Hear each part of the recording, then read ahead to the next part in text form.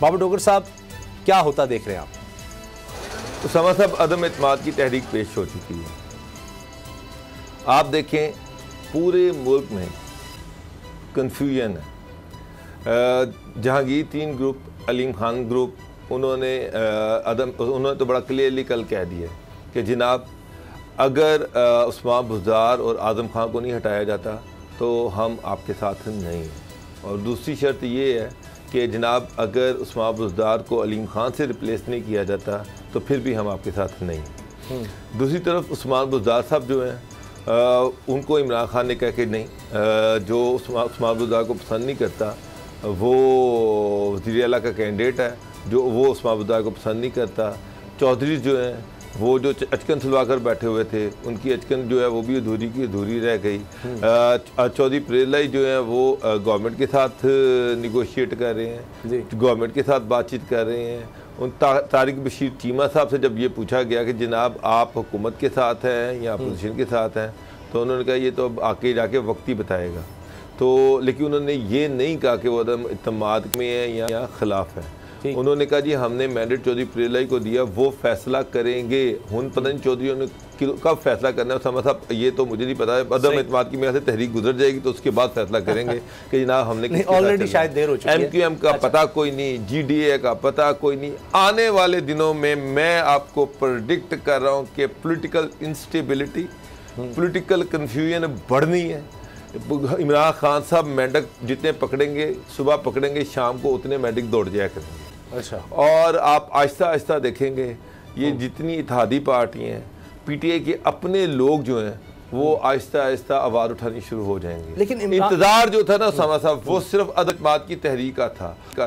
अच्छा। बहुत सारे लोग ये थे कि जब अदम एतमाद की तहरीक आएगी उसके बाद हम देखेंगे। अच्छा। तो मुझे लग रहा है कि आज इमरान खान की ग्रिप जो है आज से ही कमज़ोर पड़नी शुरू हो गई है। अच्छा। और अगले 14 दिन सेशन के, 7 दिन दूसरे। अच्छा। 21 दिनों में मुझे लग रहा है कि टोटल कंफ्यूजन होनी है और इमरान खान की हर आने वाले दिन के साथ गवर्नमेंट से जो उनकी ग्रिप है वो कमज़ोर होती जाएगी। लेकिन इमरान खान साहब ने तो 18 करोड़ रुपए की बात कर दी है कि जी उनके लोगों को ऑफर किया गया, उन्होंने कहा जी लेकर गरीबों में तकसीम कर दो, तो वो तो बड़े कॉन्फिडेंट नजर आ रहे हैं कि मैं इनके लिए सब तैयार हूँ। लेकिन अभी जो तैयारी लॉन्ग मार्च वालों की है वो जानते हैं। गुलाम मुर्तज़ा साहब इस वक्त मौजूद हैं जहां पर अब एक तरह से हम कह सकते हैं कि जलसागाह बन चुका है। लॉन्ग मार्च के जितने भी पार्टिसिपेंट्स हैं वो वहां पर मौजूद हैं। गुलाम मुर्तज़ा साहब, क्या ये इसी को जीत समझ रहे हैं यहाँ पर जितने रहनुमा हैं या लोग हैं कि यही कहकर लाया गया था कि जाएंगे और हुकूमत गिराएंगे, अदम एतमाद की तहरीक आ गई, क्या यही जीत है, यही मकसद था, या अभी इंतजार और करना है किसी और मजीद बड़ी खबर का?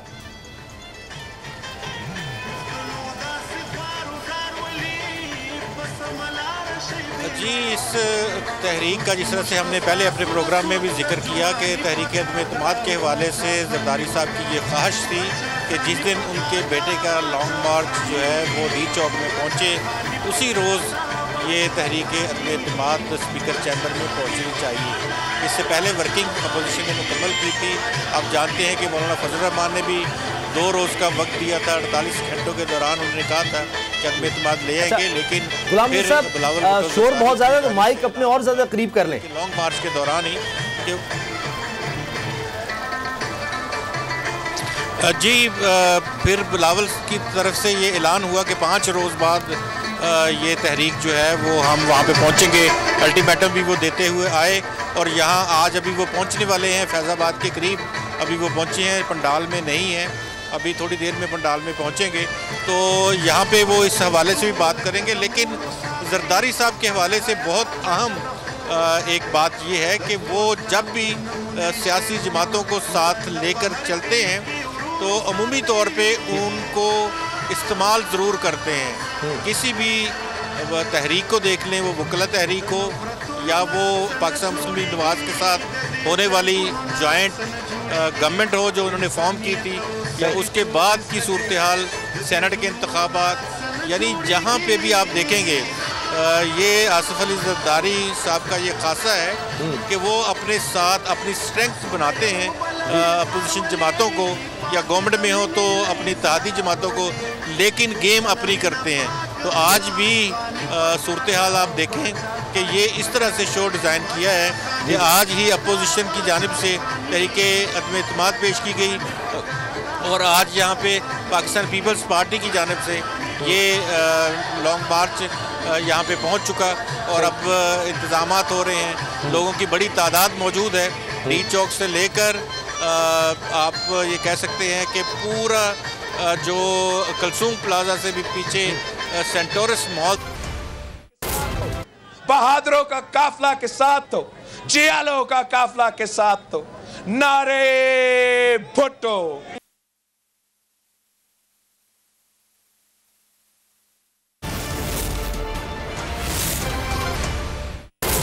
अच्छा, और दूसरा गुलाम साहब, एक तो हम देखेंगे माहौल जो आप बता रहे हैं से जो है वो ये दरख्वास्त कर। हाँ जी बिल्कुल, आप कैमरामैन से कहिए। और साथ ये भी एक सवाल मेरे जहन में आ रहा है कि कि मैं अपने कैमरामैन से ये कह रहा हूँ कि वो दिखाएं।